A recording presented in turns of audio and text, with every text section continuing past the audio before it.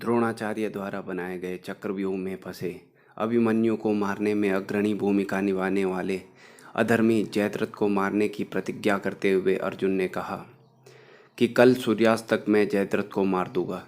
यदि मैं ऐसा ना कर पाया तो अग्नि समाधि ले लूँगा। अर्जुन की यह प्रतिज्ञा सुनकर जयद्रथ कांपने लगा। द्रोणाचार्य ने उसे आश्वासन दिया कि कल वे ऐसा व्यूह बनाएंगे कि अर्जुन जयद्रथ को देख ना सकेगा। वे स्वयं अर्जुन से लड़ते रहेंगे तथा व्यूह के द्वार पर स्वयं रहेंगे। अगले दिन युद्ध शुरू हुआ। अर्जुन की आंखें जयद्रथ को ढूंढ रही थी, किंतु वह कहीं नहीं मिला। दिन बीतने लगा। धीरे धीरे अर्जुन की निराशा बढ़ती गई। यह देखकर श्री कृष्ण बोले, पार्थ, समय बीत रहा है और कौरव सेना ने जयद्रथ को रक्षा कवच में घेर रखा है। अब तुम शीघ्रता से कौरव सेना का संहार करते हुए अपने लक्ष्य की ओर बढ़ो। यह सुनकर अर्जुन का उत्साह बढ़ा और वह जोश से लड़ने लगा। लेकिन जयद्रथ तक पहुंचना मुश्किल था। संध्या होने वाली थी तब श्री कृष्ण ने अपनी माया फैला दी। इसके फलस्वरूप सूर्य बादलों में छिप गया और संध्या का भ्रम उत्पन्न हो गया।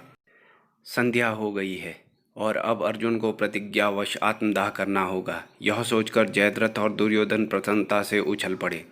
अर्जुन को आत्मदाह करते देखने के लिए जयद्रथ कौरव सेना के आगे आकर अट्टहास करने लगा। जयद्रथ को देखकर श्री कृष्ण बोले, पार्थ, तुम्हारा शत्रु तुम्हारे सामने खड़ा है। उठाओ अपना गांडीव और वध कर दो इसका। वह देखो, अभी सूर्यास्त नहीं हुआ है। यह कहकर उन्होंने अपनी माया समेट ली। देखते ही देखते सूर्य बादलों से निकल आया। सबकी दृष्टि आसमान की ओर उठ गई। सूर्य अभी भी चमक रहा था। यह देखकर जयद्रथ और दुर्योधन के पैरों तले जमीन खिसक गई। जयद्रथ भागने को हुआ, लेकिन तब तक अर्जुन ने अपना गांडीव उठा लिया था। तभी श्री कृष्ण चेतावनी देते हुए बोले, हे पार्थ, जयद्रथ के पिता ने इसे वरदान दिया था कि जो इसका मस्तक जमीन पर गिराएगा उसका मस्तक भी 100 टुकड़ों में विभक्त हो जाएगा। इसलिए यदि इसका सिर जमीन पर गिरा तो तुम्हारे सिर के 100 टुकड़े हो जाएंगे। हे पार्थ, उत्तर दिशा में यहाँ से 100 योजन की दूरी पर जयद्रथ का पिता तप कर रहा है। तुम इसका मस्तक ऐसे काटो कि वह इसकी पिता की गोद में जाकर गिरे। अर्जुन ने श्री कृष्ण की चेतावनी ध्यान से सुनी और अपने लक्ष्य की ओर ध्यान कर बाण छोड़ दिया। उस बाण ने जयद्रथ का सिर धड़ से अलग कर दिया और उसे लेकर सीधा जयद्रथ की पिता की गोद में जाकर गिरा।